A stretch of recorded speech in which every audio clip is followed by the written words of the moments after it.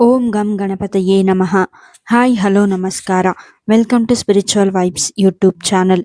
ಗುರು ಶುಕ್ರ ಸಂಯೋಗದಿಂದಾಗಿ ಕೆಲ ರಾಶಿಯವರ ಸಂಪತ್ತು ಸೌಕರ್ಯಗಳು ಹೆಚ್ಚಾಗಲಿದ್ದು ಐಷಾರಾಮಿ ಜೀವನ ಪ್ರಾಪ್ತಿಯಾಗುವುದು. ಹಾಗಾದರೆ ಆ ಅದೃಷ್ಟ ರಾಶಿಗಳು ಯಾವುವು ಎಂದು ಈ ವಿಡಿಯೋದಲ್ಲಿ ತಿಳಿಯೋಣ. 2026ರಲ್ಲಿ ಗುರುವಿನೊಂದಿಗೆ ಶುಕ್ರ ಗ್ರಹ ಒಟ್ಟಿಗೆ ಸಂಚಾರ ಮಾಡಲಿದೆ. ನವಗ್ರಹಗಳಲ್ಲಿ ಅತ್ಯಂತ ಶುಭ ಗ್ರಹವಾದ ಗುರು ಹಾಗೂ ಶುಕ್ರ ಒಟ್ಟಿಗೆ ಸಂಚಾರ ಮಾಡುವುದರಿಂದ ಗಜಲಕ್ಷ್ಮಿ ಯೋಗ ರೂಪುಗೊಳ್ಳುವುದು.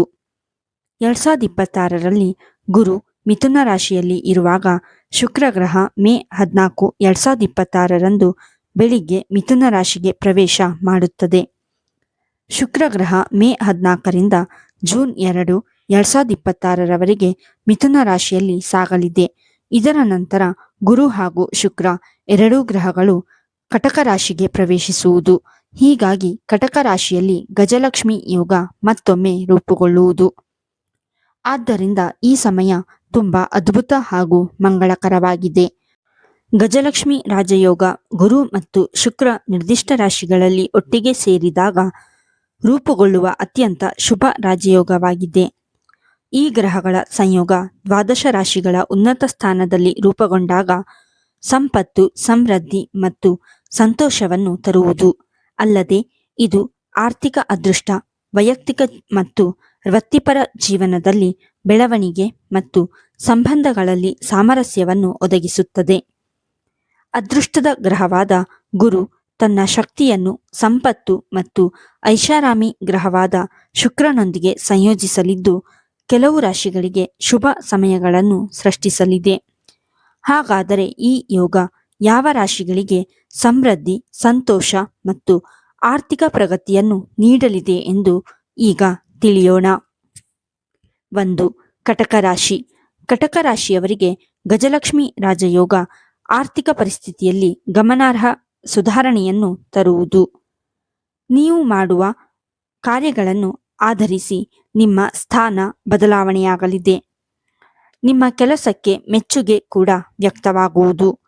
ಉದ್ಯೋಗ ಸ್ಥಳದಲ್ಲಿ ನೀವು ಮಾಡುವ ಪ್ರತಿಯೊಂದು ಕೆಲಸಗಳು ದುಪ್ಪಟ್ಟು ಲಾಭ ತಂದುಕೊಡಲಿವೆ. ಹೀಗಾಗಿ ನಿಮ್ಮ ಗೌರವ, ಖ್ಯಾತಿ ದ್ವಿಗುಣವಾಗುವ ಸಾಧ್ಯತೆ ಇದೆ.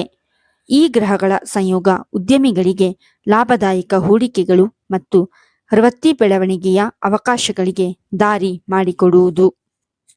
ನೀವು ದೊಡ್ಡ ಹೂಡಿಕೆಯನ್ನು ಯೋಜಿಸಿದ್ದರೆ ಅದನ್ನು ಕಾರ್ಯಗತಗೊಳಿಸಲು ಇದು ಸರಿಯಾದ ಸಮಯವಾಗಿದೆ. ಹೊಸ ಉದ್ಯೋಗ ಅವಕಾಶಗಳನ್ನು ನಿಮ್ಮ ಹಾದಿಗೆ ಬರಲಿದೆ. 2. ಕನ್ಯಾ ರಾಶಿ. ಬುಧನಿಂದ ಆಳಲ್ಪಡುವ ಕನ್ಯಾ ರಾಶಿಯವರು ಈ ಗ್ರಹಗಳ ಜೋಡಣೆಯಿಂದಾಗಿ ಜೀವನದ ಎಲ್ಲ ಕ್ಷೇತ್ರಗಳಲ್ಲಿ ಸಕಾರಾತ್ಮಕ ಫಲಿತಾಂಶಗಳನ್ನು ಅನುಭವಿಸುತ್ತಾರೆ. ಈ ಅವಧಿಯಲ್ಲಿ ವೈಯಕ್ತಿಕ ಮತ್ತು ವೃತ್ತಿಪರ ಸಂಬಂಧಗಳು ಅತ್ಯುತ್ತಮವಾಗಿರುತ್ತವೆ. ಸೃಜನಶೀಲ ಪ್ರಯತ್ನಗಳು ಇಂದು ಉತ್ತಮ ಫಲಿತಾಂಶಗಳನ್ನು ನೀಡುವುದು. ಗುರು ಶುಕ್ರನ ಅನುಗ್ರಹದಿಂದಾಗಿ ಮನೆ, ವಾಹನ, ಆಸ್ತಿ ಖರೀದಿಗೆ ಅವಕಾಶಗಳು ಸಿಗುವುದು. ಹಿಂದೆ ಮಾಡಿದ ಸಾಲಗಳನ್ನು ನೀವು ತೀರಿಸುವಿರಿ. ಐಷಾರಾಮಿ ಜೀವನ ನಡೆಸಲು ಸಾಧ್ಯವಾಗಲಿದೆ. ವ್ಯವಹಾರ, ವ್ಯಾಪಾರ, ಉದ್ಯಮ ಮಾಡುವವರಿಗೆ ದುಪ್ಪಟ್ಟು ಲಾಭ ಸಿಗಲಿದೆ. ಅಲ್ಲದೆ ಕೆಲಸದಲ್ಲಿ ನಿಮ್ಮ ಗೌರವ ಹೆಚ್ಚಾಗುವುದು. ಕೆಲವರಿಗೆ ಬಡ್ತಿ ಸಿಗುವ ಸಾಧ್ಯತೆಗಳಿವೆ.